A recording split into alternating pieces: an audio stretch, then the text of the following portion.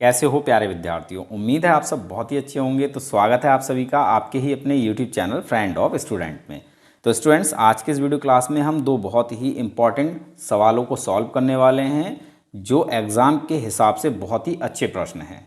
और ये प्रश्न है प्रश्नावली 1.1 से प्रश्न नंबर 8 और प्रश्न नंबर 9। बहुत ही अच्छे प्रश्न हैं, एग्ज़ाम में आने के इनके पूरे पूरे चांसेस हैं। ठीक है, तो चलिए सवालों को पहले पढ़ लेते हैं फिर सॉल्व करते हैं। तो सवाल नंबर 8 है, क्या -1 सही 1/8 का गुणात्मक प्रतिलोम 8/9 है? क्यों अथवा क्यों नहीं। और प्रश्न नंबर 9 है, क्या 3 सही 1/3 का गुणात्मक प्रतिलोम 0.3 है? क्यों अथवा क्यों नहीं। तो चलिए सवाल को सॉल्व करते हैं, अच्छे से समझ में आ जाएंगे। सवालों को सॉल्व करने से पहले स्टूडेंट्स हम एक छोटी सी चीज़ समझ लेते हैं, उसके बाद सवालों को सॉल्व करेंगे। ठीक है, मान लो आपके पास एक संख्या है 5/2, इसका व्युत्क्रम क्या होगा। तो आपको करना क्या है, इस संख्या के अंकों को पलटकर संख्या बना लेनी है। ठीक है, 5/2 को आपको बना लेना है 2/5। तो 2/5 5/2 का व्युत्क्रम हो जाता है। एक संख्या और लेते हैं 3/7, इसका व्युत्क्रम क्या होगा। तो इसमें भी आपको अंकों को पलटकर संख्या बना लेनी है, जो कि हो जाएगी 7/3। तो 7/3 क्या हो जाता है, 3/7 का व्युत्क्रम हो जाता है। एक संख्या और लो 9, इसका व्युत्क्रम बताओ क्या होगा। अब इसके बटे में तो आपको कोई संख्या ही नहीं दिख रही है, तो जहाँ बटे में कोई भी संख्या नहीं होती वहाँ क्या होता है, 1 होता है। तो 9 के बटे में क्या है, 1 है। अब बताओ 9 का व्युत्क्रम क्या हो जाएगा, ये हो जाएगा 1/9। ठीक है, तो इसी व्युत्क्रम को हम कहते हैं गुणात्मक प्रतिलोम। जब हम इनकी गुणा करते हैं, यानी अगर हम 5/2 की गुणा इसके व्युत्क्रम से करते हैं जो कि है 2/5, तो हमें गुणनफल कितना मिलेगा।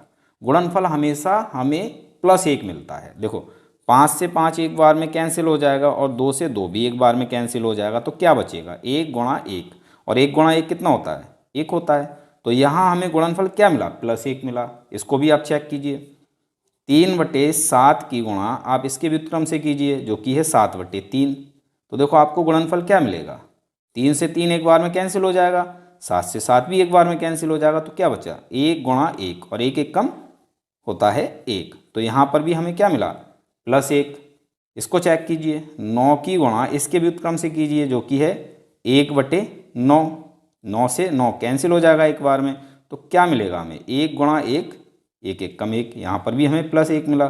तो व्युत्क्रमों का गुणनफल हमेशा और हमेशा +1 होता है। ठीक है, तो प्रश्न नंबर 8 में हमसे पूछा है कि क्या -1 सही 1/8 का व्युत्क्रम 8/9 है या नहीं है।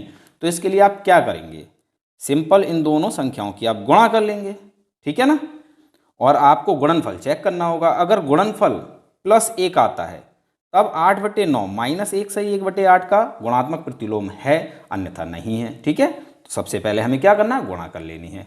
तो गुणा करने के लिए हमें इस संख्या को सरल कर लेना है। ठीक है, तो देखो इसको सरल कैसे करेंगे, माइनस है माइनस लगा लेंगे। अब हमें 8 की और 1 की गुणा करनी है, तो 8 1 कम 8 हो जाएगा, और इसमें प्लस कर लेना है ऊपर वाली संख्या को। तो ऊपर है 1, तो 8 1 कम 8, 8 + 1 ये हो जाएगा भाई 9, और बटे में क्या रहेगा 8। ठीक है, इसको हमने सरल कर लिया, इस तरह से लिख लिया। अब गुणा 8/9।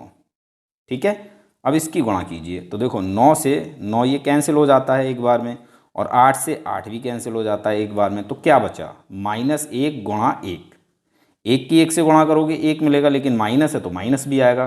तो हमें गुणनफल मिलेगा -1। इसका मतलब क्या है भाई, यहाँ हमें गुणनफल -1 मिला है। तो इसका मतलब है कि 8/9 -1 सही 1/8 का गुणात्मक प्रतिलोम नहीं है। अगर हमें गुणनफल +1 मिलता, जैसा कि यहाँ हमें मिला, यहाँ मिला, यहाँ मिला, अगर यहाँ पर भी हमें गुणनफल +1 मिलता तभी 8/9 -1 सही 1/8 का गुणात्मक प्रतिलोम होता। ठीक है, तो यहाँ पर 8/9 -1 सही 1/8 का गुणात्मक प्रतिलोम नहीं है। इसी बात को हमें यहाँ लिख देना है बस, क्योंकि -1 सही 1/8 तथा 8/9 का गुणनफल -1 है, इसीलिए 8/9 -1 सही 1/8 का गुणात्मक प्रतिलोम नहीं है। अगर गुणनफल +1 होता तब होता। ठीक है, तो ये हो जाता है हमारा आंसर। इसी प्रकार से हमें नवा सवाल सॉल्व करना है। नवे सवाल में हमें बताना है क्या 0.3 3 सही 1/3 का गुणात्मक प्रतिलोम है या नहीं है।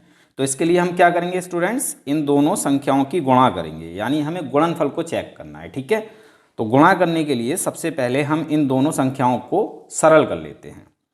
इसको सरल करेंगे तो देखो 3 और 3 की गुणा होगी और इसमें 1 प्लस हो जाएगा, तो ये हो जाएगा 3 3 9, 9 प्लस 1 10, और बटे में क्या रहेगा, बटे में रहेगा 3। ठीक है, गुणा लगाएंगे। यहाँ से हमें दशमलव कैंसिल करना है, यहाँ से हम दशमलव हटाएंगे, जैसे ही दशमलव कैंसिल होगा बटे में आ जाएगा 10। क्यों?